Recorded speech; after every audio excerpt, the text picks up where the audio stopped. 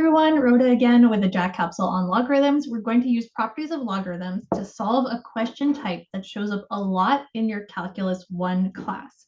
So use the properties of logarithms to expand the expression ln of x plus 3 all squared times x to the power of 4, all of that divided by 2 to the power of x times 3. We want to expand this as much as we can using our properties of logarithms. When I say expand here, I don't mean multiply everything out. I mean break it apart into as many individual logarithmic expressions as you possibly can. It's really great to try these things on your own before you watch the solution. You're going to learn much better that way. So pause the video, get as far as you can, and when you come back, I will solve it. So to solve these problems, it's really a matter of applying these properties of logarithms that I've got written down here, but you need to be a little bit careful of order of operations. So the order that you apply these properties in should depend on if you are going to calculate this expression, what is happening first. You need to go in a sensible order, otherwise you're going to make a mistake. So if I look at the inside of this logarithm here, I see products, I see exponents, I see division.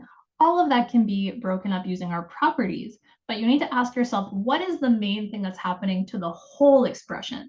The main thing that's happening to the whole expression is this main division. So I have a numerator over a denominator. That's happening to the entire expression. That would have to be tackled first so I don't make a mistake in terms of my order of operations. So the first thing I would do is use what's written down here as property 2 to say that this is the same thing as ln of the numerator, the whole entire numerator, minus ln of the denominator. That's my first step. Now I can go into each of those new logarithms and see what else can be done. In that first logarithm, I have x plus 3 all squared times x to the power of 4. So again, I ask myself, what's the main thing that's happening to that whole expression? The main thing happening now is this product. So I would use my property for products, which allows me to break this up into logarithm of the first factor plus logarithm of the second factor.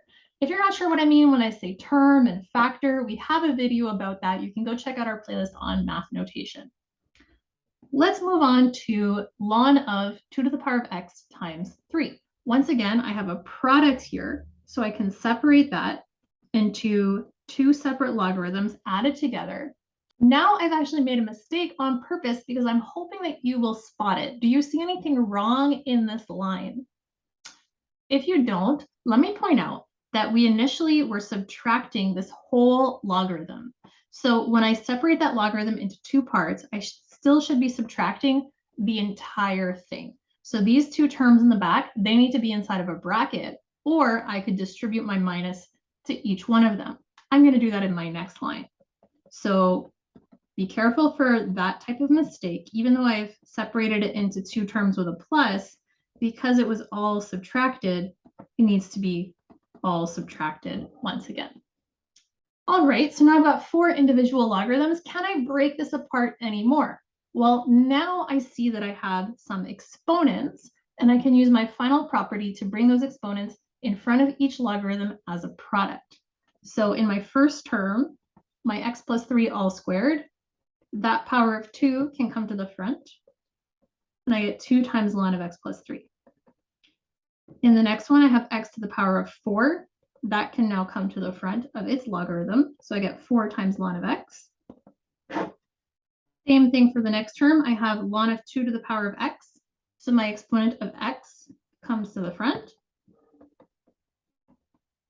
And ln of 3, well, there's not really anything I can do there. So now I have broken it apart as much as I possibly could. This is a good final answer. For some extra practice, you could try taking my final answer and using the properties of logarithms in the opposite direction to go back to our original expression. For even more practice, try the problem set, which I've linked in the description below.